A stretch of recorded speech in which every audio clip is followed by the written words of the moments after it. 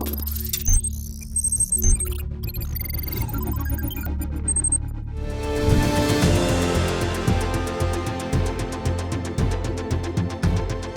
new generation car coming from Maruti Suzuki has taken more than 2 years. And now that it's launched, it has big shoes to fill. Because the previous generation of the Celerio sold more than 5,90,000 units in the country and boasted of a 20% market share in the overall hatchback segment. And that's significant because it shows how popular it was. So when Maruti thought of bringing in a new gen model, the Celerio then was a no-brainer. Now let's talk about the big changes that have come into the new generation of the Celerio. To begin with, it's longer and wider than the previous generation. And if you check out the design, that's moving away from the squarish look that the earlier generation had. That's a big thing because you have this nice flowing design rather than the boxy and squarish kind of design that you had in the earlier one. The bulging headlamps look nice, and even the exaggerated wheel arches on the side profile, they too look decent for a car like this. And then you have this one strip of chrome that goes from headlamp to headlamp, which is again just the right amount of chrome on the car. It's not splashed with chrome at all. Then you have these fog lamp housings, which again bring out a different and subtle approach to it. So it's black cladding throughout there. Notice that there are no LED DRLs on it. Now, we would have loved to have them, but it's not a deal breaker for sure. View it in profile and you'll notice the increase in length, but you also see the tall boy stance. And those 15-inch tires do add to that appearance. Now the base model gets 14-inch wheels, and the alloy wheels that you see here are only available in the top-end model. The rear gets droplet-style taillights, which are proportionate to the car. They're not too big or small and complete the look of the car. But that's not the reason why I'm standing here. Well, I am here to talk you through the boot space that this car has to offer. And it's significant because it's 40% more compared to the previous generation of the Celerio. 313 litres on offer, and you can see how big the boot is. Now, I'll put things into perspective here because the Maruti Suzuki Swift, which is a segment above this car, gets 268 litres of boot space. The Tata Tiago, which is a direct rival, gets 242 litres. And the Hyundai Santro, which is again a direct rival to the Celerio, gets 235 litres. Also to note here is that the rear seat is split into 60-40. So you can put the seats down and of course there's room for more space. So yes, it's pretty decent on boot space. Let's get to the cabin now. It's a more contemporary dashboard that you see here. A completely new design with some stuff that has been borrowed from its cousins. The steering and the instrument cluster, for example, comes from the Wagon-R, while the placement of the power windows on the center console is something that we've seen on the Espresso. But it's the 7-inch infotainment system that immediately grabs your attention. Now usually it would be Sahil doing this, but he's not here, so here goes. You get quite a decent amount of features in this car. So you first and foremost see this massive 7-inch touchscreen infotainment system. It gets Apple CarPlay, Android Auto, wired. Yes, let's not ask for too much. Then there is the digital instrument cluster, not part analog, part digital actually, and has the orange that you just saw, around quite similar to the sunset that's happening in the background right now. So ergonomically, everything's at your reach, except for the buttons of the rear seat windows because they are right here.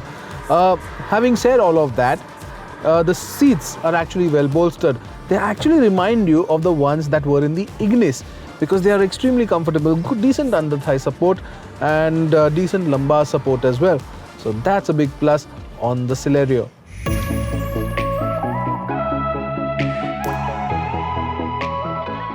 Now onto the back seat. So there's decent amount of space that is made available in the Celerio actually, because the wheelbase has improved over the last generation, 10 millimeters more.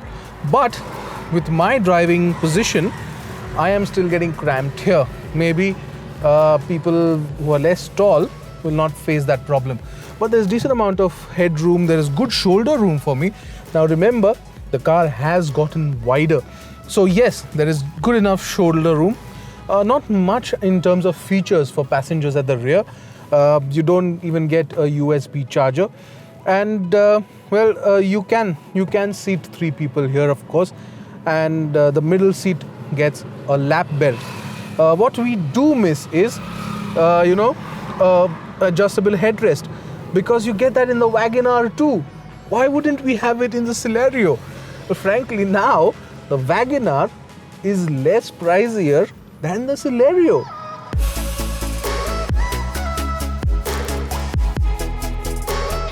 Let's get to the business end of things. The all-important question: how does it drive?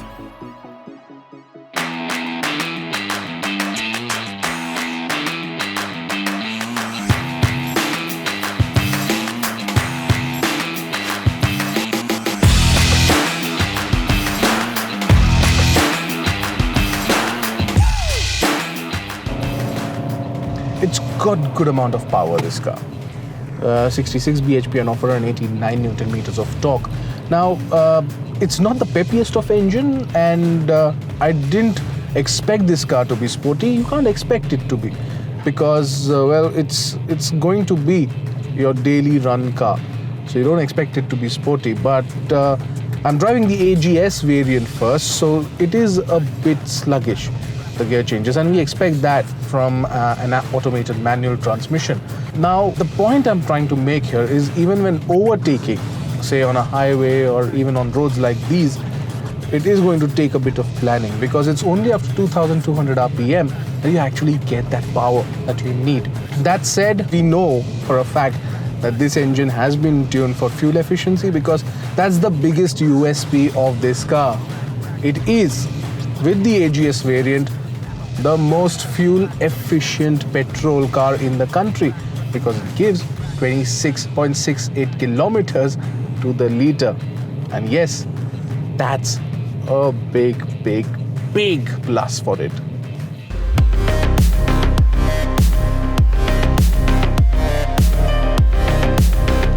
The next gen K series engine is equipped with dual valve timing, dual injectors and cooled exhaust gas recirculation system.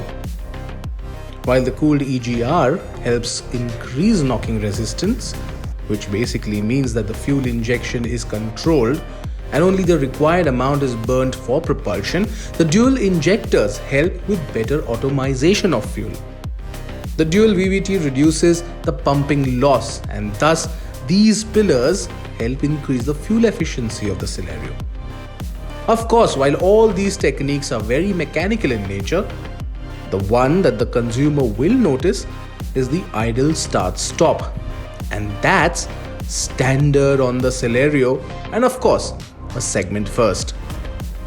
Now, the automated manual transmission variant gets hill hold assist too, and on these mountain climbs, it did prove to be very effective.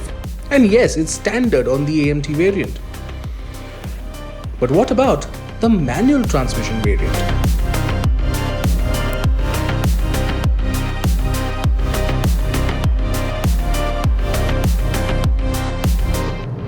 Now, the manual is a 5-speed unit, and it is pretty good for 2 reasons. One, the clutch is light and the travel is less, and 2, the gear changes. They are quick, they are short, and they're absolutely slotted every time you put it there. So those are the 2 reasons why the manual transmission is good. In fact, it gives out good power too, and we know for a fact that this engine has been tuned to deliver better on fuel efficiency. Now, in this one, pushes out more than 24 kilometers per liter. So you can understand that the gear changes need to be made immediately, because the fuel efficiency figure then moves on to be a better one. But it doesn't feel that way. And every time you shift, there is enough and more power at your disposal. And that is why it's damn good.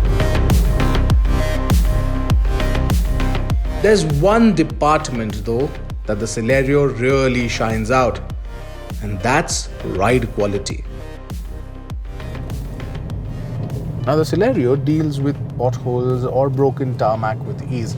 It is just well sprung, because deep potholes like this one, there you go, you have a bit of lateral movement on it, but and it does disturb the cabin a bit. But smaller potholes like this, it just deals it with ease, and that's the beauty of it, because it's just well sprung. It's not too too tight or not too loose, and it's comfortable. In fact, even on nice roads like this, you get a feeling that it'll deal with broken tarmac very easily, and that for me is a big plus on a car like the Celerio. The steering too has a good weight to it. It's not artificial, and yes, very likable. And then there's the turning radius, which shows how nifty and easy it is to drive the Celerio on crammed city roads.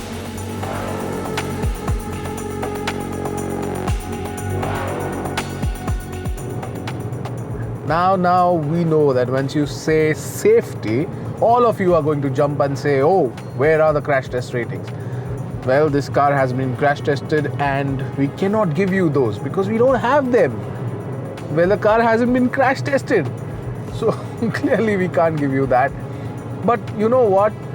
We asked Maruti this question and they said that the car adheres to all the protocols set by the government of India with regards to safety. That said, this car comes with features like dual airbags, seatbelt pretensioners, ABS with EBD, and a lot more as standard equipment. So yeah, I mean, for the time being, that's the only answer we have for you.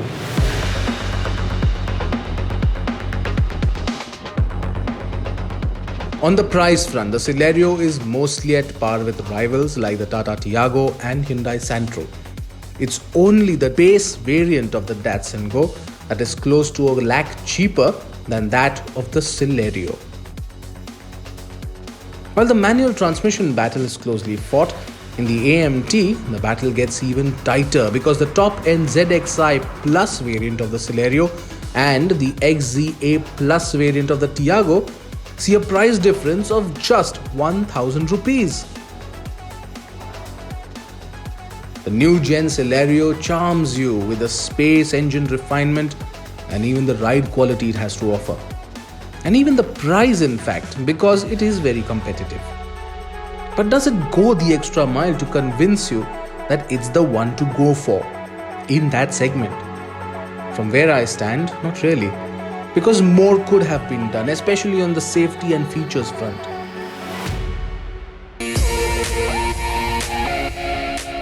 However, whatever we say, the Celerio will still sell by the dozens, and that's because of the value offering it has, may it be in the service department or brand equity.